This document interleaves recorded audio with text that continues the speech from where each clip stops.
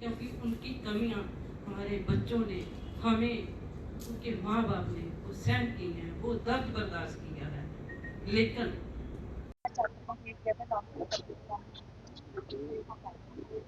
विवाद को पुनर्जीवित करने का नहीं है।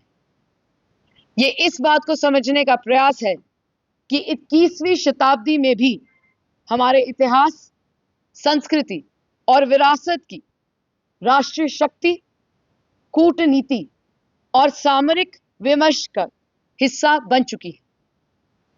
बीते कुछ वर्षों में एक उल्लेखनीय परिवर्तन देखने को मिल रहा है।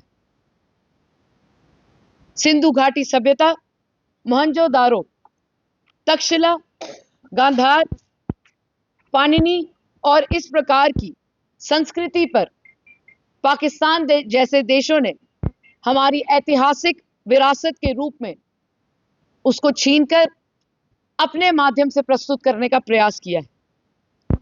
ये परिवर्तन केवल सांस्कृतिक नहीं है, ये ऐसे समय में सामने आया है जब भारत और पाकिस्तान के संबंध विशेष रूप से सिंधु जल संधि को के संदर्भ में एक नए चरण में प्रवेश कर चुके हैं। अप्रैल 2025 में पहलगाम में हुए दर्दनाक आतंकी हमले के बाद भारत ने सिंधु जल संधि, इंडस वाटर ट्रीटी को स्थगित करने का निर्णय लिया। इसके बाद पाकिस्तान ने इस विषय को केवल कूटनीतिक और कानूनी मंचों पर सीमित नहीं रखा, बल्कि सांस्कृतिक विमर्श के माध्यम से भी अपनी स्थिति को सुदृढ़ करने का प्रयास किया। अनेक विशेष मतों पर सिंधु सभ्यता और उससे जुड़ी विरासत पर नया बल इसी व्यापक रणनीतिक परिप्रेक्ष्य के एक हिस्सा बनाया। यहां एक महत्वपूर्ण बात स्पष्ट कर देना आवश्यक है। सिंधु सभ्यता किसी आधुनिक राष्ट्र राज्य के इतिहास से ही नहीं, बल्कि हजारों वर्षों पुरानी हमारी सभ्यता की बात है। एक सैनिक की सहायता करनी कि बेशक आप सीना तान कर चलते हैं, आपका डिसिप्लिन अलग है, शायद एक सिविलियन पॉपुलेशन में वो नहीं है, पर हमारा फर्ज बनता है कि हम उनको मजबूत करें, अपनी सभ्यता की सुरक्षा करें। और विश्व में जब भी जाएं, कभी भी अगर कोई कहे कि आप कहां से हैं, तो गर्व से हम कह सकें कि हम भारत देश में हैं। मैं आपका ज्यादा समय लेना नहीं चाहूंगी और शायद हमारे पास भी ज्यादा समय नहीं है, पर आप सबको ये शायद ज्ञात होगा कि मैंने स्वयं जो पढ़ाई की है वो अमेरिका में की है। 2012 से 2018 मैंने वहां पढ़ाई भी की है, काम भी किया है। जब हम 2012 में गए, मुझे आज भी याद है, सितंबर में मुझे कुछ अमेरिकी विद्यार्थियों ने कहा, आप क्यों कहती हैं कि आप भारतीय नागरिक हैं? मेरे नाना जी पूर्व सैनिक हैं, मेरा परिवार का संबंध भारतीय सेना के साथ बहुत पीढ़ियों से है। मैंने कहा मुझे बहुत गर्व महसूस होता है कि मैं भारतीय नागरिक। पर सच बताएं, हाँ, इस विश्व में एक समय ऐसा भी था कि लोग अपने आप को भारतीय कहने से कतराते थे। पिछले 10-15 सालों में हमने जो गति पकड़ी है वो अपनी संस्कृति और सभ्यता की वजह से पकड़ी।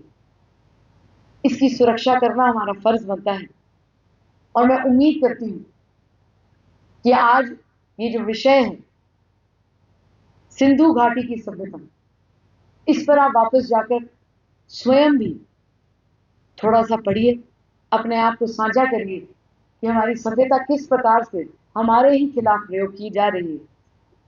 और याद रखिए कि जो तोहफा भारत देश ने अपनी संस्कृति के माध्यम से पूरे विश्व में रखा है, उसके ऊपर हक सिर्फ और सिर्फ भारतीय नागरिकों का है। आप सबने अपना समय दिया, आपका बहुत बहुत धन्यवाद। जय हिंद, जय।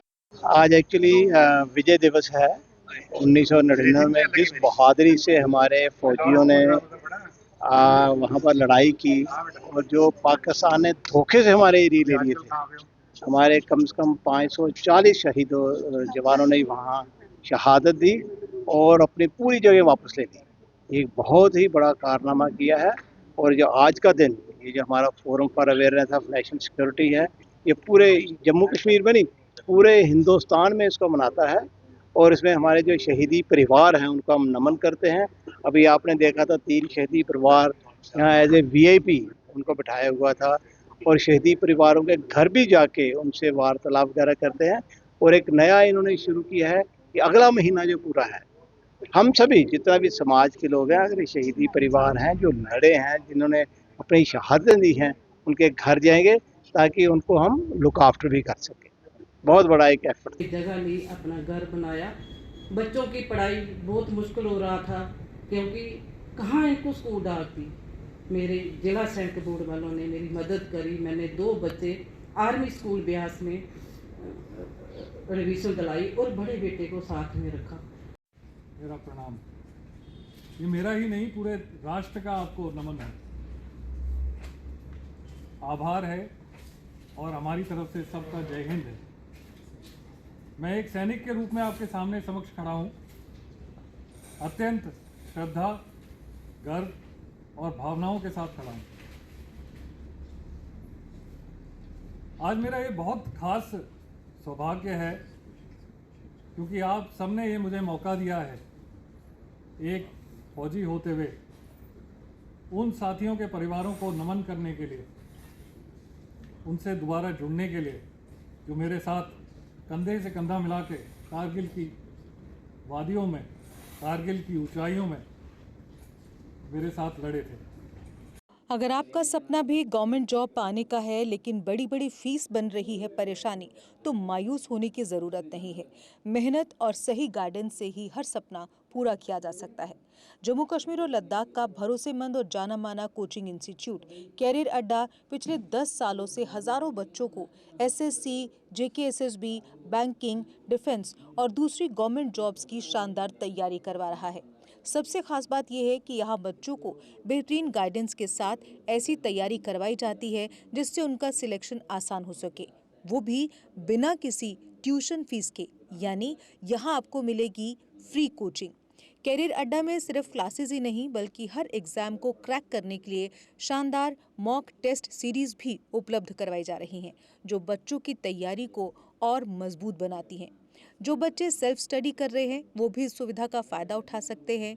इसके अलावा बच्चों के लिए फ्री डाउट सेशंस भी रखे जाते हैं, जहां हर सवाल और हर परेशानी का आसान तरीके से हल बताया जाता है। कैरियर अड्डा की मेहनत और बेहतरीन टीचिंग का नतीजा है कि आज 3500 से ज़्यादा बच्चे किसी न किसी सरकारी नौकरी में अपनी खिदमत अंजाम दे रहे हैं। अगर आपका भी सपना 2026-27 में गवर्नमेंट जॉब हासिल करने का है तो देर किस बात की। आज ही जुड़िए कैरियर अड्डा इंस्टीट्यूट के साथ और अपने सुनहरे मुस्तकबिल की शुरुआत कीजिए। हमारा पता है कैरियर अड्डा इंस्टीट्यूट, नियर गुरुद्वारा, रिहाड़ी चुंगी, जम्मू। जम्मू कश्मीर की खबरों के लिए जुड़े रहिए JK अपडेट के साथ।